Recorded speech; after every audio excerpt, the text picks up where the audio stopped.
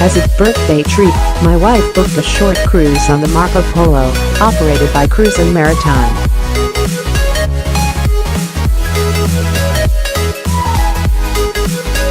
The booking was made by phone with travel agent World Travel Lounge, and she paid a £200 deposit.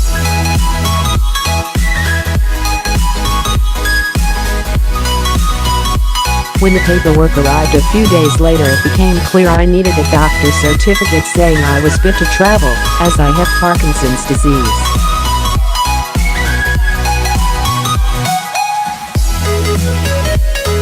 The need for this was not mentioned when the booking was made, so we cancelled, but have been refused a refund.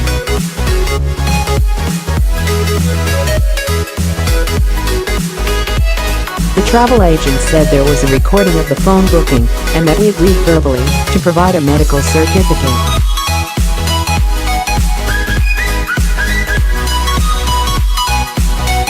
RGTony Hetherington replies, "You were in a tricky position, not just because you had not expected to need a medical certificate, but because of the timing of events.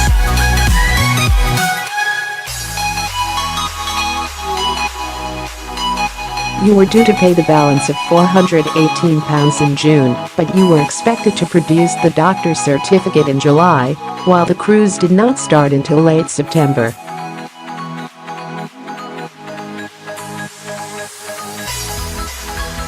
This meant you could have handed over £418 in June, only to find in July your doctor refused to say you were fit to travel.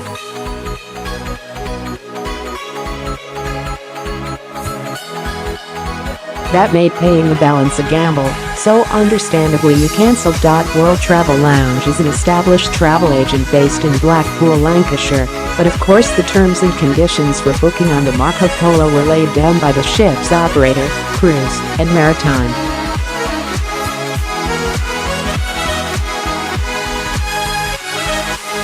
Nonetheless, your point of contact was with the travel agent, not the cruise company, so I asked its boss David McDonald to comment.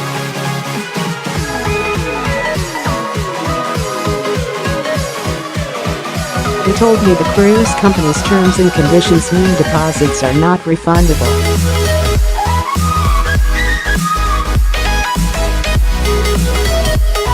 He said you could have delayed paying the £418 until after obtaining the doctor's certificate, though this would have had no impact on reclaiming the deposit.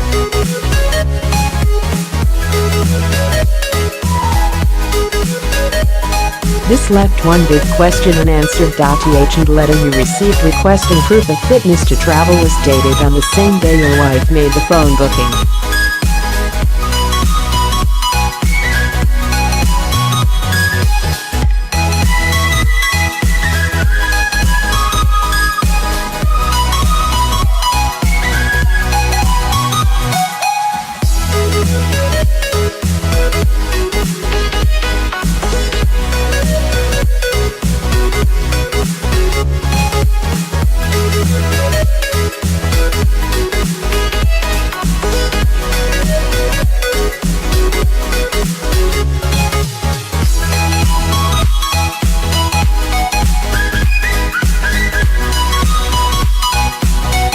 McDonald explained, the customer had various phone calls and visits to our shops about the holiday.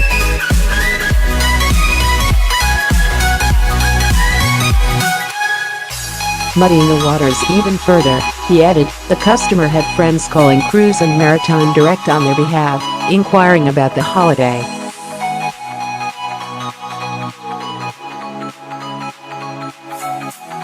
Notes made by the travel agency staff say the health requirements were explained.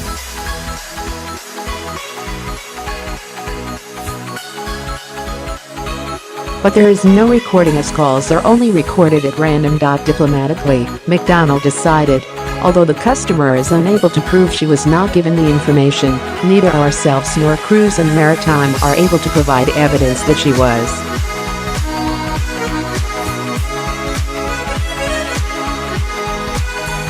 As a gesture of goodwill, your £200 deposit has been refunded in full.R. writes, can you help me get £190 from easyJet? My wife and I are in our 70s and find this stressful.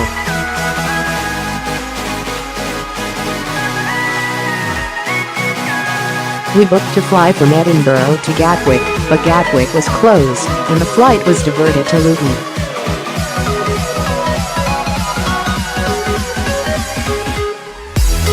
We followed easyJet's advice throughout, but now flying the airline will not cover our taxi expenses from Luton to Gatwick.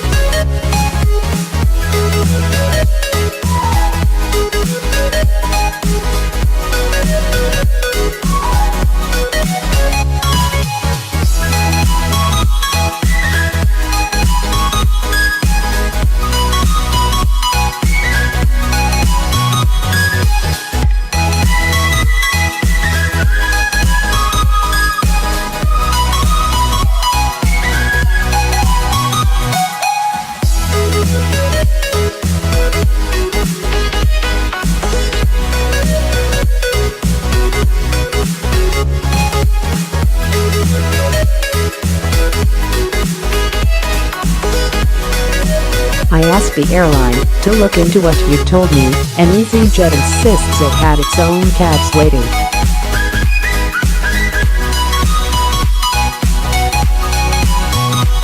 It told me, on arrival at Luton, easyJet arranged prepaid taxis to transfer passengers to London Gatwick.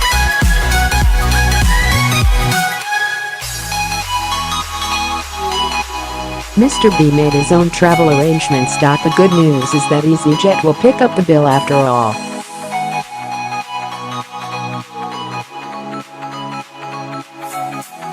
By the time you read this, the full £190 will have landed safely in your bank account.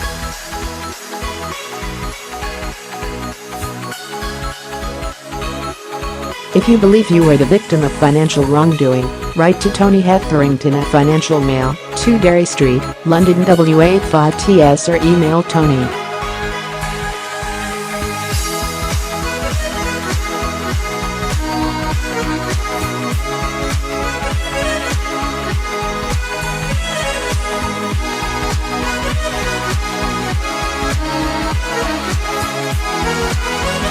Please send only copies of original documents, which we regret cannot be returned.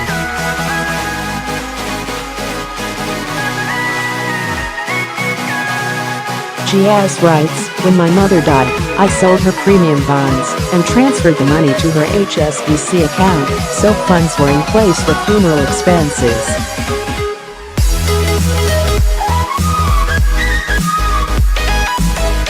My sister and I went to HSBC in Darlington to show staff her death certificate and close the account.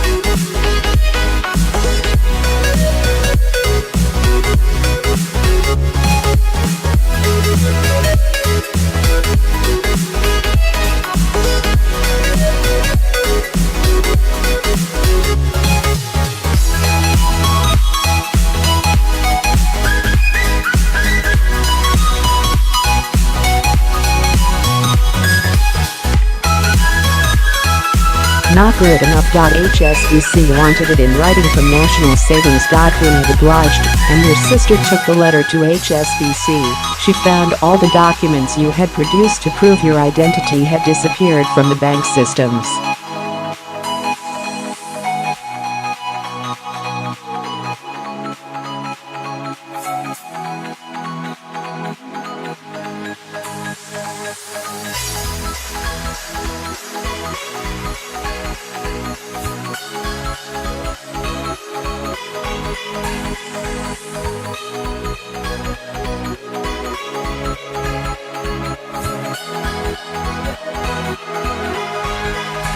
Officials said they had tried hard to improve support to customers during life-changing events such as bereavement.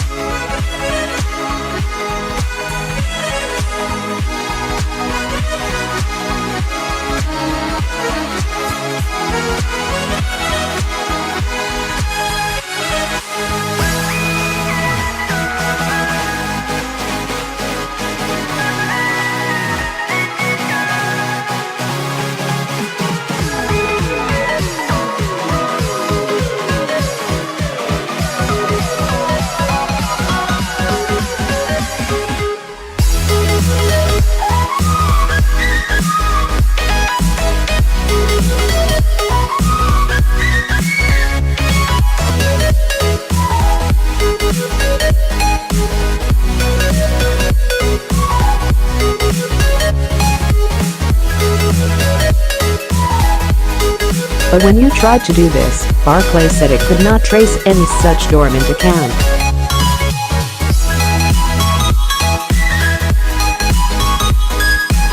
You gave me a copy of an old, unused check, showing your husband had at least one account, though of course it was not evidence there was any money left in it.